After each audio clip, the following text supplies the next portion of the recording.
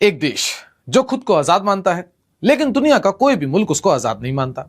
एक प्रांत जिसके पास अपना फ्लैग है, अपना एंथम है, अपना कॉन्स्टिट्यूशन है, लेकिन उस पर कंट्रोल किसी और का है।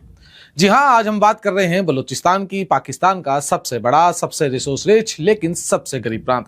और अब इस प्रांत ने एक नया ऐलान कर दिया है 11 अगस्त को अपना independence day.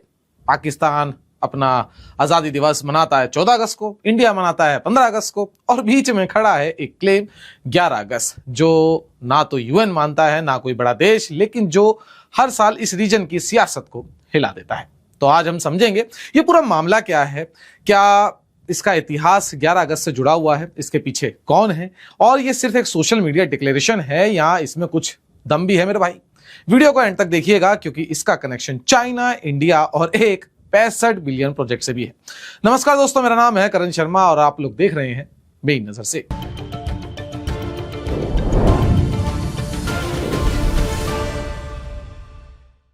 Pakistan occupied Kashmir में पहले से ही प्रोटेस्ट चल रहे थे, और अब इस हंगामे के बीच एक नया ग्रुप आ गया है जिसने ये कह दिया कि भाई अब 11 अगस्त को हम अपना जो है इंडिपेंडेंस डे बनाने वाले हैं। और ये ग्रुप कोई और नहीं, इस ग्रुप का नाम है रिपब्लिक ऑफ बलोचिस्तान। ये लोग कह रहे हैं कि भाई 11 अगस्त को बलोचिस्तान का ऑफिशियल इंडिपेंडेंस डे हम लोगों ने डिक्लेयर कर दिया है।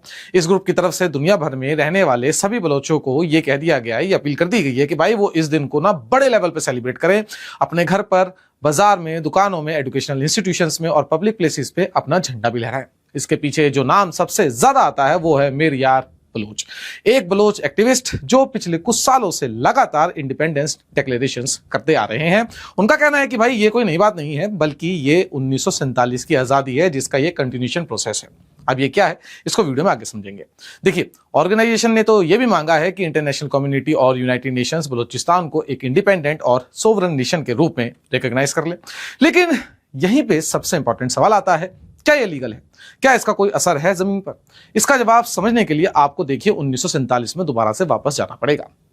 इतिहास क्या कहता है, 11 अगस्त ही इन लोगों ने क्यों चुनी है? सबसे पहले सवाल यही आता है। देखिए, 1947 में जब ब्रिटिश इंडिया दो हिस्सों में बट रहा था, यानी कि इंडिया और पाकिस्तान, उस वक्त बलूचिस्तान एक प्रिंसली स्टेट था जिसका नाम था कलत। क्लेम यह है कि भाई 11 अगस्त 1947 को ब्रिटिश रूल खत्म होने से ठीक पहले कलत ने खुद को इंडिपेंडेंट डिक्लेयर कर दिया था। और यह दावा किया जाता है कि उस वक्त के इंटरनेशनल मीडिया ने, जिसमें द न्यूयॉर्क टाइम्स भी शामिल था, उसने भी इस अनाउंसमेंट को कवर किया था। लेकिन उस आजादी की उम्र बहुत छोटी रही। 27 मार्च 1948 को पाकिस्तान ने मिलिट्री एक्शन के थ्रू कलत को अपने में फोर्सफुली एनेक्स कर लिया, ऐसा बलोच नेशनलिस्ट का कहना है। अब ऐसा कहना नहीं है, हम जानते हैं कि पाकिस्तान ऑक्युपाइड कश्मीर में भी इन लोगों ने यही किया। पाकिस्तान की सरकारी पोजीशन हमेशा से यही रही है कि ये एक लीगल एसेशन था, ना कि कोई ऑक्यूपेशन। लेकिन उस दिन से लेकर आज तक बलूचिस्तान के एक हिस्से ने कभी भी खुद को पाकिस्तान का पार्ट नहीं माना है, और इसलिए हर साल 11 अगस्त को यह ग्रुप अपना इंडिपेंडेंस डे सेलिब्रेट करता आ रहा है, जबकि पाकिस्तान इसे इलीगल डिक्लेयर करता है और रेस्ट्रिक्शंस लगा देता है। फन फैक्ट सुनिए, पिछले साल भी जब बलूचिस्तान ने अपना 78th इंडिपेंडेंस डे मनाया था, तो पाकिस्तान ने रीजन में सेक्शन 144 लगा दिया था प्रोटेस्ट रोकने के लिए। अब ये भाई आपको एक नया ट्विस्ट भी बताता हूं, इनका ना एक अपना कॉन्स्टिट्यूशन भी है, रिपब्लिक ऑफ बलूचिस्तान का। ये कॉन्स्टिट्यूशन क्या कहता है, कॉन्स्टिट्यूशन के बारे में समझने की कोशिश करते हैं, क्योंकि ये एक पूरा नया ट्विस्ट देता है यहाँ पे। देखिए, ये एक ऐसा एंगल है, एक ऐसा ट्विस्ट है जिसके बारे में बहुत कम लोग जानते हैं और बहुत कम लोग इसके बारे में बात करते हैं। देखिए, 8 फरवरी 2026 को इस ऑर्गेनाइजेशन ने अपना खुद का इंटरिम कॉन्स्टिट्यूशन भी पब्लिश कर दिया, जिसे मीर यार बलोच ने खुद तैयार किया था, ऐसा कहा जाता है। अब इसके अंदर खास क्या है, बातें जब आप जानेंगे तो आपको पता लगेगा। देखिए, पहली बात, इस कॉन्स्टिट्यूशन में धर्म और राजनीति को क्लियरली अलग रखा गया है, यानी ये एक सेकुलर डेमोक्रेटिक रिपब्लिक का ब्लूप्रिंट होने का दावा करता है। दूसरी बात, इसमें कहा गया कि हिंदू, सिख और क्रिश्चियन कम्युनिटीज को फुल सिक्योरिटी और इक्वलिटी दी जाएगी, जो पाकिस्तान के करंट सिचुएशन से बिल्कुल उल्टा नैरेटिव सेट करता है। और तीसरा सबसे इंटरेस्टिंग जो पॉइंट मुझे लगा, ये डॉक्यूमेंट दुनिया की 11 मेजर लैंग्वेजेस में ट्रांसलेट किया गया है, जिनमें हिंदी, मराठी, गुजराती और पंजाबी भी शामिल है। यानी क्लियरली एक टारगेट ऑडियंस इंडिया भी है। लेकिन यहां समझना देखिए जरूरी है कि एक कॉन्स्टिट्यूशन लिख देना और एक फंक्शनिंग स्टेट होना दोनों अलग चीजें हैं। दुनिया का कोई भी मुल्क इसको सॉवरन नेशन नहीं मानता है। अब जमीनी हकीकत क्या है, क्या वाकई में जो ये ग्रुप क्लेम करता है इसके पास कुछ कंट्रोल है, या पाकिस्तान के पास ही अभी भी बलूचिस्तान का कंट्रोल है? देखिए, अब बात करते हैं कि जमीन की हकीकत क्या है। देखिए, सोशल मीडिया डिक्लेरेशंस और रियलिटी में बहुत बड़ा फर्क होता है। बलूचिस्तान में जो असली फाइट चल रही है वो लड़ी जा रही है ग्रुप्स जैसे बलूचिस्तान लिबरेशन आर्मी और बलूचिस्तान लिबरेशन फ्रंट के थ्रू, जो डेकेड से पाकिस्तान फोर्सेस के अगेंस्ट गुरिल्ला वॉरफेयर कर रहे हैं। और एक चीज जो इस पूरे कॉन्फ्लिक्ट को ग्लोबल जियोपॉलिटिक्स से जोड़ती है वो है चाइना। बलूचिस्तान में देखिए, आपको पता है ग्वादर पोर्ट है जो चाइना के सीपैक यानी कि चाइना पाकिस्तान इकोनॉमिक कॉरिडोर का सबसे इंपॉर्टेंट हिस्सा है। ये एक 65 बिलियन से ज्यादा का प्रोजेक्ट है जो चाइना को अरेबियन सी तक डायरेक्ट एक्सेस दे देता है। लेकिन बीएलए जैसे ग्रुप्स बार बार चाइनीज नेशनल्स और चाइनीज प्रोजेक्ट्स को टारगेट करते आए हैं, क्योंकि उनका कहना है कि चाइना पाकिस्तान के साथ मिलकर बलूचिस्तान के रिसोर्सेज का एक्सप्लॉयटेशन कर रहा है बिना लोकल लोगों को फायदा पहुंचाए। रिजल्ट यही हुआ कि इन्वेस्टर्स अब जो है डरने लगे हैं और गदर पोर्ट जो एक कमर्शियल हब बनना चाहता था, जिसको एक कमर्शियल हब बनाने का पाकिस्तान ने सपना देखा था, वो अभी भी वायलेंस की वजह से स्ट्रगल कर रहा है। तो एसेंशियली बलूचिस्तान सिर्फ एक इंडिपेंडेंस डिक्लेरेशन का इशू नहीं है, ये एक एक्टिव इंसर्जेंसी, एक चाइना का स्ट्रेटेजिक इंटरेस्ट और एक ह्यूमैनिटेरियन क्राइसिस, तीनों का कॉम्बिनेशन है। आप समझते हैं इंडिया और इंटरनेशनल एंगल क्या है, मतलब बलूचिस्तान के साथ अगर इसको समझे डीप के अंदर।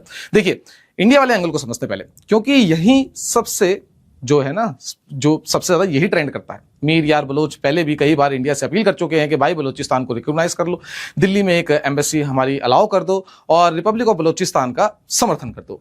ये अपील्स खासकर तब और तेज हो जाती हैं जब इंडिया पाकिस्तान के बीच टेंशंस बढ़ने लगती हैं, जैसे कि लास्ट ईयर ऑपरेशन सिंदूर के बाद देखने को हमें मिला था। लेकिन यहाँ एक इंपॉर्टेंट बात आपको समझनी पड़ेगी, इंडियन गवर्नमेंट ने कभी भी ऑफिशियली इसको रिकॉग्नाइज नहीं किया है और ना ही ब्रिटेन ने, जिनको एक बार इस चीज को लेकर लेटर भी लिखा गया था। यूनाइटेड नेशंस में भी रिपब्लिक ऑफ बलूचिस्तान नाम से कोई मेंबरशिप एप्लीकेशन अभी तक नहीं आई है। इंटरनेशनल लॉ की नजर में आज भी बलूचिस्तान पाकिस्तान का लीगल हिस्सा है। पाकिस्तान का डॉन न्यूज़पेपर और गवर्नमेंट वहां routine cabinet meetings, counter insurgency operations और एडमिनिस्ट्रेशन चला रहा है, जो एक ऐसी चीज नहीं है आप मतलब कह सके कि ये कोई लॉस्ट टेरिटरी पर मतलब पाकिस्तान कर सकता है, यानी कि उसका कंट्रोल है। तो सीधा जवाब यही है कि डिक्लेरेशन पॉलिटिकल है लेकिन लीगल नहीं। लेकिन इसका मतलब ये भी नहीं है कि ये बात अनइम्पोर्टेंट हो जाएगी, क्योंकि जो ग्रीवियंसेस बलोच लोग बता रहे हैं, जैसे कि उनके साथ हो रहा है एनफोर्स डिस अपीयरेंसेस हो रही है, मिलिट्री क्रैकडाउन हो रहा है, रिसोर्सेज उनकी जो है एक्सप्लॉइट की जा रही है, वो सालों से डॉक्यूमेंटेड है। इसमें कुछ झूठ नहीं है कि पाकिस्तान उनके ऊपर कैसा अत्याचार कर रहा है।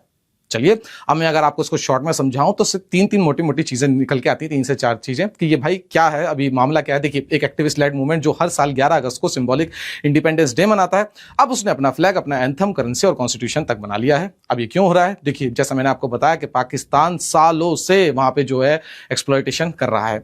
अब हो कहां रहा है? ये बलूचिस्तान में हो रहा है, जो पाकिस्तान का सबसे बड़ा लेकिन सबसे कम डेवलप्ड प्रोविंस है, जहां गैस और मिनरल्स का भाई साहब भंडार है, भरमार है यहाँ पर। अब असर कैसा है? असर की बात अगर बात करें हम, तो एक तरफ सोशल मीडिया डिक्लेरेशंस और कॉन्स्टिट्यूशन जैसी सिंबॉलिक चीजें, दूसरी तरफ बीएलएफ जैसे ग्रुप्स की एक्चुअल आर्म्ड इंसर्जेंसी, जो चाइना के सीपैक इन्वेस्टमेंट को कहीं से भी ऐसा तो नहीं लग रहा कि भाई आगे बढ़ने देने वाली है। इसको बहुत अच्छे तरीके से थ्रेटन ये लोग कर रहे हैं। यही वजह है कि ये स्टोरी सिर्फ एक प्रोविंस की जो एक आज़ादी दिवस है उस तक लिमिटेड नहीं है। ये एक रीजनल फ्लैश पॉइंट है जिसमें पाकिस्तान की इंटरनल स्टेबिलिटी, चाइना का स्ट्रेटेजिक इन्वेस्टमेंट और इंडिया पाकिस्तान राइवलरी तीनों इंटरकनेक्ट हो जाते हैं। तो यह था बलूचिस्तान के इस नए इंडिपेंडेंस डे डिक्लेरेशन का पूरा बैकग्राउंड, क्या हुआ, क्यों हुआ और इसका असली मतलब क्या है। ये टॉपिक आगे भी डेवलप होगा, स्पेशली अगर इंडिया पाकिस्तान टेंशन बढ़ता है या बीएलए के अटैक्स और तेज हो जाते हैं। अगर आपको ये वीडियो यूजफुल लगी, अगर आपको पसंद आई है तो लाइक कीजिए, अपने दोस्तों को भी जिनको जियोपॉलिटिक्स में इंटरेस्ट है उनके साथ इस वीडियो को शेयर कर दीजिए और चैनल को सब्सक्राइब कर दीजिए, ताकि ये जब स्टोरी डेवलप हो हम आपको सबसे पहले अपडेट दे सके। मिलते हैं अगली वीडियो में, तब तक देखते रहें CF TV। जय हिंद।